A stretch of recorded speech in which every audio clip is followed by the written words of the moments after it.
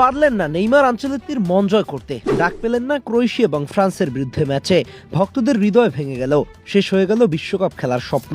তবে মুকুটবিহীন সম্রাট নেইমারকে ভোলা অসম্ভব। আজ বাংলাদেশ সময় রাত 12টা 30 মিনিটে ব্রাজিলের কোচ কার্লো আনচেলত্তি দাঁড়িয়েছিলেন মাইক্রোফোনের সামনে, হাতে একটি কাগজ যার উপর নির্ভর করতেছিল কোটি কোটি সমর্থকদের প্রতীক্ষার অবসান। ক্রোয়েশিয়া আর ফ্রান্সের বিপক্ষে প্রীতি ম্যাচের জন্য তিনি স্কোয়াড ঘোষণা করলেন, আর সেই ঘোষণার দিকে তাকিয়েছিল পুরো একটা জেনারেশন। অপেক্ষায় ছিল সেই ভক্তরা যারা দীর্ঘ কয়েক বছর পর নেইমার জুনিয়রকে আবার হলুদ জার্সিতে দেখার স্বপ্ন দেখেছিল। কিন্তু অপেক্ষার পালা শেষ হলো একটা হতাশা নিয়ে।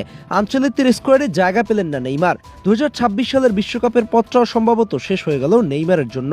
তাই হয়তো আর কখনো দেখা যাবে না সেই নাচ, সেই ড্রিবল, সেই জাদু। হয়তো অভিমান করেই সামনে নেইমার বলে দিবেন আর নয়, হয়তো শেষ হয়ে যাবে এক অধ্যায়, অসমাপ্ত এক মহাকাব্যের মতো। কিন্তু যারা ফুটবলকে ভালোবাসে, যারা একবার নেইমারকে খেলতে দেখেছে, তারা কি তাকে ভুলতে পারবে? কখনোই না। ব্রাজিলের ফুটবল পাগল জনতা আজীবন মাথায় তুলে রাখবে এই মুকুটবিহীন সম্রাটকে। পেলে জিতেছেন 3টি বিশ্বকাপ, রোনালদো জিতেছেন 2টি, রোমারিও, রিভালদো, রোনালদিনহো সবাই জিতেছেন স্বপ্নের ট্রফিটা।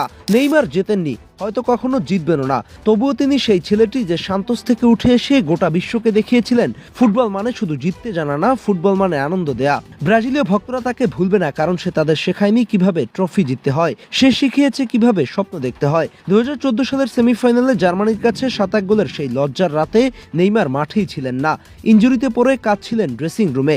কিন্তু পুরো ব্রাজিল তার জন্য কেঁদেছিল, কারণ তারা জানতো এই ছেলেটি তাদের শেষ আশা।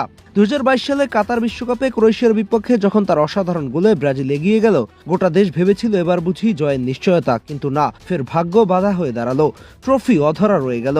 তবুও ব্রাজিলের ঘরের দেয়ালে আজও টাঙানো নেইমারের পোস্টার, কারণ এই ছেলেটি তাদের আবেগের প্রতিনিধিত্ব করে।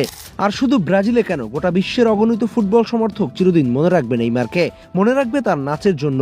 আধুনিক ফুটবলের এই নিষ্প্রাণ যান্ত্রিক সময়ে যখন ফুটবলাররা রোবটের মতো খেলে যাচ্ছে, তখন নেইমার মাঠে নেমে নেচে উঠত।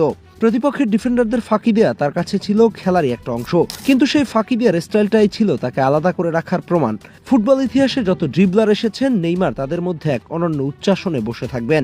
মনে রাখবে তার গোল উদযাপনের জন্য। নেইমারের গোল মানে শুধু সংখ্যার সঙ্গে একটা যোগ হওয়া নয়, বরং তার সঙ্গে যোগ হতো এক টুকরো আনন্দ। মনে রাখবে বার্সেলোনায় লিওনেল মেসির সঙ্গে তার জুটি, MSN ত্রয়ীর অংশ হিসেবে তিনি যে মায়া ছড়িয়েছেন, যে জাদু দেখিয়েছেন, সেটা ফুটবলের ইতিহাসের সবচেয়ে সোনালী অধ্যায়ের একটি। মনে রাখবে শুধু তার সাফল্যের জন্য নয়, বরং তার দুর্বলতার জন্য। বারবার চোট তাকে ভেঙেছে, বারবার কেঁদেছে সে, কিন্তু বারবার ফিরেও এসেছে। তার এই বারবার ভেঙে পড়া আর বারবার ফিরে আসার গল্পটা আমাদের সবারই গল্প।